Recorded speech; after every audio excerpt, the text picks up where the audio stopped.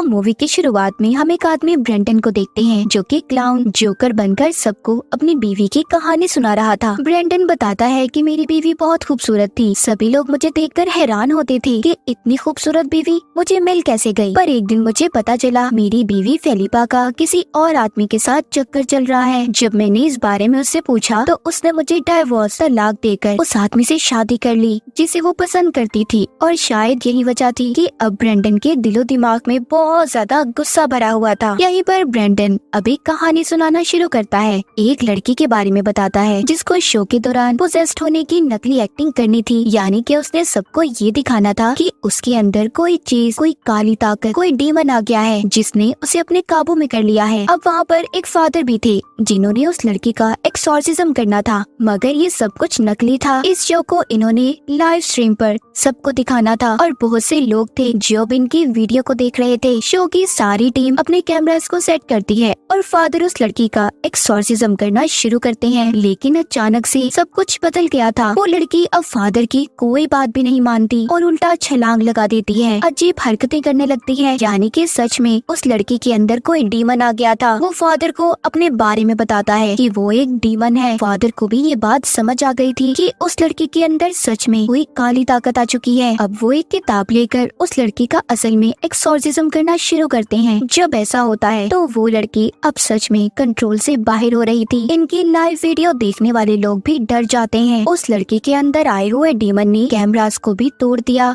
जिस वजह से इनकी लाइव स्ट्रीमिंग रुक जाती है। थोड़ी देर के बाद सब कुछ ठीक हो जाता है और उस लड़की को तो बिल्कुल भी कुछ याद ही नहीं था कि उसके साथ हुआ क्या था। वहाँ पर इस शो की टीम के जितने भी लोग थे सभी बहुत खुश थे कि उनकी वीडियो बहुत से लोगों तक पहुँची जो एकदम मसल लग रही थी, मगर ये नहीं जानते थे कि खतरा तो अभी शुरू हुआ था। हम उन लोगों को देख पाते हैं जो इनकी लाइव वीडियो को देख रहे थे। उनको उस डीमन ने पोजेस्ड अपने कंट्रोल में कर लिया था जो उस लड़की के अंदर आया था। दरअसल वो डीमन उस शो के जरिए बहुत से लोगों को अपने काबू में करना चाहता था। अब जिसके बाद वो लोग उस डीमन के काबू में आते ही अपने आसपास के लोगों को मारने लगते हैं। तो इस कहानी के जरिए हमें ये बताया गया है कि हमेशा अपने काम के बारे में सही और उसके साथ ठीक रहना चाहिए, ना कि लोगों को कोई भी गलत या खराब चीज दिखाकर उनका ध्यान अपनी तरफ करें। जिसके बाद हमें ब्रेंडन दिखाया जाता है। ये कहानी सुनाने के बाद वो अब फादर के रूप में था। कहता है कि कुछ लोग अपने काम को इतना सीरियस ले लेते हैं कि उन्हें अच्छी या गलत काम करने में कोई फर्क ही नजर नहीं आता। और इसी के साथ वो अपनी ऑडियंस को दूसरी कहानी सुनाना शुरू करता है। एक आदमी के बारे में बताता है जो कि एक पागल कातिल था जो बैठा अपने हेलमेट को बना रहा था। हमें उसका चेहरा तो नहीं दिखाया जाता, पर उस आदमी का हेलमेट भी काफी खौफनाक था। इसके बाद एक लड़की को देखते हैं जो कि अपने घर में बिल्कुल अकेली थी। तभी उसके दोस्त की कॉल आती है। जब वो सुनता है कि वो घर में अकेली है तो फौरन से उसे मिलने का कहता है। अब जैसे ही उस लड़की का दोस्त उसके घर पर आया था, उधर वहाँ पर वो ही कातिल भी आ गया था जिसको हमने हेलमेट बनाते हुए देखा था। वो आते ही उस लड़की के दोस्त को मार देता है। उसने चाकू से उसके दोस्त को बुरी तरह से जख्मी कर दिया था, जिसे देखकर वो लड़की बहुत ज्यादा डर गई थी और अपने घर के अंदर भागने लगती है। वो हेलमेट वाला कातिल भी उसके घर में आ गया था, जिसे देखकर वो छुप जाती है और फिर दबे पांव घुटनों के बल वहाँ से निकलने की कोशिश कर रही थी। तभी उस कातिल ने उसे देख लिया था और उसके सामने आकर उस पर गोलियां चला देता है। उन गोलियों से वो लड़की बहुत जख्मी हो गई थी, मगर फिर भी भागने की कोशिश करती है। फिर एक निशाना लगाकर कातिल ने उस लड़की को भी मार दिया था। ये कहानी सुनाने के बाद ब्रेंडन शायद सबको ये बताना चाहता था कि वो भी इसी तरह अपनी बीवी और उस आदमी को मारना चाहता था जिसे वो पसंद करती थी। और इसी के साथ यहाँ से तीसरी कहानी ब्रेंडन सुनाना शुरू करता है, जिसमें वो एक अलग दुनिया के बारे में बताता है जहाँ पर ज़ॉम्बी एपोकलिप्स हुआ था, यानी कि सारी दुनिया बर्बाद हो गई थी। सब लोग ज़ॉम्बी में बदल गए थे। हर तरफ ज़ॉम्बी ही ज़ॉम्बी दिखाई देते हैं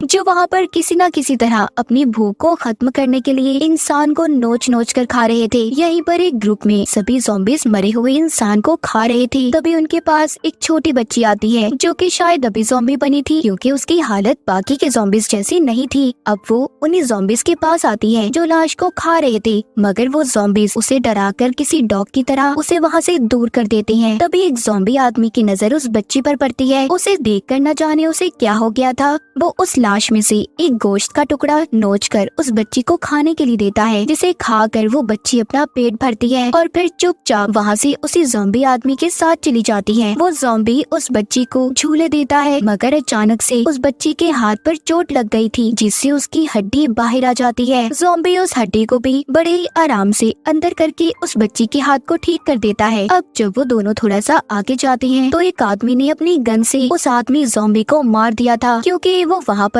उन ज़ॉम्बी से अपनी फैमिली की जान बचाना चाहता था। वो बच्ची अब उस आदमी के सामने आकर खड़ी हो गई थी। जब वो आदमी उसे भी मारने वाला था तो उस आदमी की बेटी आकर अपने डैड को मना करती है। हमारी तरह वो भी इस बात को समझ गई थी कि वो आदमी ज़ॉम्बी इस छोटी बच्ची ज़ॉम्बी के डैड थे। वो आदमी ज़ॉम्बी इसी वजह से इस बच्चे का साथ दे रहा था। तो इस कहानी से हमें ये सबक मिलता है कि पेरेंट्स माँ बाप हर हाल में अपने बच्चों का साथ देते हैं, फिर चाहे वो किसी भी सिचुएशन या मुसीबत में क्यों ना हो। इस कहानी के बाद दोबारा ब्रेंडन को दिखाया जाता है, जो कि अब ज़ॉम्बी वाले हुलिये में था। वो अब सामने बैठी ऑडियंस को अपनी बीवी के बारे में बताता है कि वो कभी माँ नहीं बनना चाहती थी, मगर जब उसने अपने दोस्त के साथ शादी की तो वो 2 साल में ही एक बच्ची की माँ बन गई। कहीं न कहीं वो मुझे धोखा देना चाहती थी। इस बात को खत्म करके ब्रेंडन अपनी अगली कहानी सुनाना शुरू करता है, एक आदमी की जो अपनी बीवी की हर बात माना करता था। डॉक्टर के मुताबिक अगले 24 घंटों में इस आदमी की मौत होने वाली थी, इसीलिए उसकी बीवी अपने हस्बैंड के फ्यूनरल को बहुत बड़ा बनाना चाहती थी। वो फ्यूनरल पर पहनने के लिए उसके लिए सूट लेकर आती है और साथ ही अपने हस्बैंड की शेव भी कर देती है, जो उसे बिल्कुल भी पसंद नहीं आती। ना चाहते हुए भी उस आदमी को सब कुछ करना पड़ रहा था। अब वो दिन आ जाता है जब उस आदमी की मौत हो गई थी और उसका फ्यूनरल रखा जाता है, जिसमें कई सारे लोग आते हैं। उसमें वो लोग भी थे जो उसको बिल्कुल भी पसंद नहीं करते थे, मगर जब वो लोग बाहर आते हैं तो वो आदमी जिंदा हो गया था। इस बारे में जब उसकी बीवी को पता चलता है तो अब उस आदमी की बीवी और मॉम दोनों बहुत परेशान हो जाती हैं, क्योंकि अगर सबको पता चल गया कि वो जिंदा है तो ये फ्यूनरल नहीं हो पाएगा और इनकी इज्जत भी नहीं रहेगी। अजीब बात है ना। इस वजह से वो दोनों अब उस आदमी को मारने की कोशिश करती हैं, जो आहिस्ता आहिस्ता खतरनाक होती जा रही थी। पर वो आदमी किसी तरह से मर ही नहीं रहा था। उसे वो कभी चाकू से मार रही थी तो कभी कटर से। ऐसा लग रहा था कि जैसे वो अमर हो गया हो। उसकी बीवी और मॉम अब उसको मार मार कर तंग आ चुकी थी। चाकू और कटर की वजह से उसका पेट खुल गया था, जिसके बाद उस आदमी की मॉम उसको एक जोर से थप्पड़ लगाती है, जिससे वो वहीं पर मर गया था। इतनी कोशिशों के बाद एक थप्पड़ से मर गया, हैरानी वाली बात थी। लेकिन कुछ देर के बाद वो आदमी दोबारा से जिंदा हो गया था। अब खैर उसे इसी तरह ताबूत में डालकर दफना दिया जाता है। ये कहानी सुनाकर ब्रेंडन शायद हमें ये बताना चाहता था कि जब उसकी बीवी ने उसे धोखा दिया था तो चाहकर भी वो उसे नहीं मार पाया। अब अगले ही पल वो अपनी नई कहानी सुनाना शुरू करता है, जिसमें कुछ लोग आसमान से बारिश की तरह गिर रहे थे। असल में इन लोगों को स्पेसशिप से नीचे फेंका जा रहा था। फिर एक और आदमी जो बड़ी सी रोबोटिक मशीन में बैठ कर आता है, वो वहाँ पर सभी लोगों को मारना चाहता था। उधर जितने भी लोग थे सभी डर गए थे और गॉड से मदद मांगने लगते हैं। तभी एक मुर्गा जमीन पर आकर उस मशीन को खत्म कर देता है। वो ताकतवर और साइज में बहुत बड़ा था और उसने उस मशीन को पूरी तरह से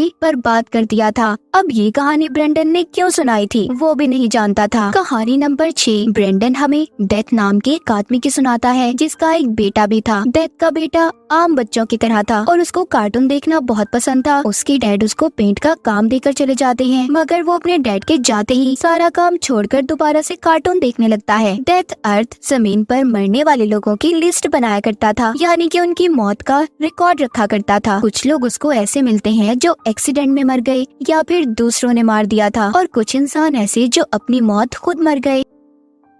इधर डेथ का बेटा टीवी में एक एंजल फरिश्ते को देखता है जो इंसान की जान बचा रहा था। वो सोचता है कि वो भी इसी तरह लोगों की जान बचाया करेगा। अब खुद को भी उसने एंजल फरिश्ते जैसा बना लिया था। डेथ जब घर आता है और इस हुलिये में अपने बेटे को देखता है तो उसे बहुत मारता है, मगर उसका बेटा फिर भी फरिश्ता बनकर लोगों की जान बचाने निकल जाता है। वो एक फैक्ट्री में चला गया था, जहाँ पर देखता है एक गाय को कैसे बुरी तरह से मार दिया गया। ये सब कुछ देखकर वो सोचता है कि दूसरी गाय के साथ वो ऐसा नहीं होने देगा, इसीलिए वो उस दूसरी गाय को वहाँ पर आजाद कर देता है। अब जब वो गाय जा रही थी और डेथ का बेटा ये सोच ही रहा था कि उसने कितना अच्छा काम किया, तभी उस गाय की एक गाड़ी से टक्कर हो जाती है और उस गाड़ी में बैठा हुआ कपल मारे गए थे, मगर उनका बच्चा अभी भी जिंदा था। वो रो रहा था। डेथ का बेटा जब उसे देखता है तो उसे उस बच्चे पर अब तरस आता है, इसीलिए वो अब सब कुछ ठीक करने के लिए उस कपल की आत्मा को जबरदस्ती पकड़कर उनके अंदर डाल देता है, जिससे वो जिंदा तो हो गए थे मगर एक ज़ॉम्बी में बदल चुके थे,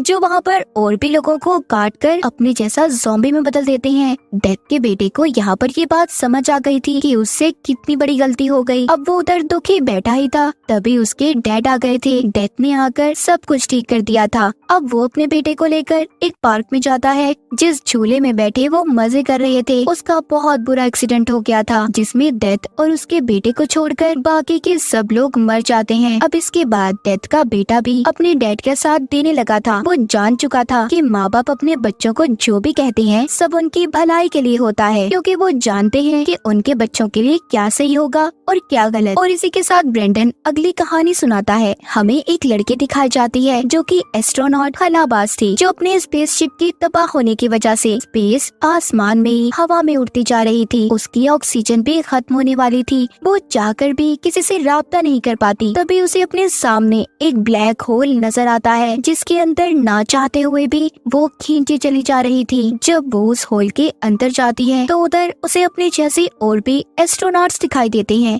जो हवा में ही थे। इस कहानी से ब्रेंडन ये समझाने की कोशिश कर रहा था कि उसकी जिंदगी में ऐसा कुछ नहीं बचा जिसके लिए वो जिंदा रहे, इसीलिए वो जिंदगी के इस काले चक्कर में सिर्फ भटक रहा है। जिसके बाद उसने अपनी जिंदगी में एक फैसला लिया था और साथ ही वो हमें एक पागल कातिल की कहानी सुनाता है जो बैठा एक मशीन को ठीक कर रहा था और फिर वो शॉवर लेने जाता है जिसमें वो खून से नहा रहा था। हम देखते हैं कि उसने एक लड़की की लाश को मोटर के पंप से जोड़ा हुआ था, इसीलिए सीधा उस लड़की का खून इसके शॉवर में आ रहा था। उधर एक और लड़की थी जो बहुत ज्यादा डरी हुई थी, उसको भी पिंजरे में बंद किया गया था। मतलब अगला नंबर उस लड़की का था। अगली कहानी खुद अपनी ब्रेंडन की थी, जिसमें वो अपनी बीवी फिलिपा के घर जाता है, जिसने दूसरी शादी कर ली थी। ब्रेंडन वहाँ पर जाते ही फिलिपा के हस्बैंड को मार देता है। जब फिलिपा घर आती है तो ब्रेंडन ने उसे भी मार दिया था। वो उसे चाकू से तब तक मारता रहता है जब तक वो मर नहीं जाती। ब्रेंडन का सारा चेहरा खून से भर गया था और अब हमें समझ आई थी कि ब्रेंडन ने खून के शॉवर वाली कहानी क्यों सुनाई थी, क्योंकि वो भी अपनी बीवी के खून में नहाना चाहता था। यहाँ पर ब्रेंडन अपनी ऑडियंस को आखिरी कहानी सुनाता है, जहाँ पर सर्कस में बहुत से लोग थे और खूब मजे कर रहे थे। तभी जोकर एक बच्चे के पास बॉम्ब फेंकता है, जिसे वो बच्चा नकली समझकर उसे पकड़ लेता है और देखते ही देखते बहुत जोर से धमाका हुआ था। वहाँ पर अब कत्लेआम शुरू हो गया था। जितने भी जोकर थे सर्कस में आए हुए लोगों को मार रहे थे। तभी वहाँ पर एक लड़की आती है जो सबको मार रही थी। उसे ऐसा लग रहा था कि सबसे बचकर वो निकल जाएगी, मगर ऐसा नहीं था। एक जोकर पीछे से आकर उस लड़की को मार देता है। तो इस कहानी से हमें पता चलता है कि ब्रेंडन, जो कि जोकर बनकर सर्कस में काम करता था, वो यहाँ पर आने से पहले अपनी बीवी को मार कर आया था। जितनी भी ब्रेंडन ने कहानियाँ सुनाई वो सब उसकी जिंदगी से जुड़ी हुई थी। तो आपको इनमें से कौन सी कहानी अच्छी लगी कमेंट सेक्शन में जरूर बताइएगा। और इसी के साथ इस मूवी की कहानी यहीं पर खत्म हो जाती है।